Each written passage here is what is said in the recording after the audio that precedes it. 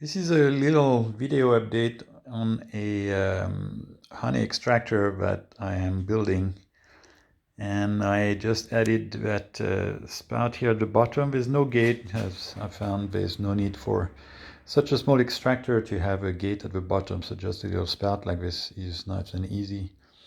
And I motorized it with one of those little DC motors that's quite high in torque and a nice little gearbox, and it will give about 200 RPM and plenty torque for this kind of use. Actually, it could power something even bigger than that. And that little orange knob is a PWM control for that motor, so we'll turn it on.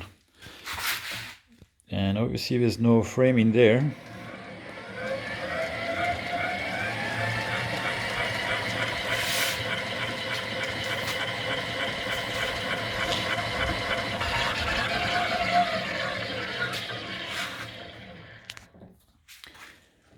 To clean it, as someone had mentioned on a forum on Facebook, to clean it, the whole assembly comes apart, or not the whole assembly, but the the frame assembly inside comes out like so. I'm sorry, it's my first YouTube video, so it's not well prepared, but it's gonna be what it is.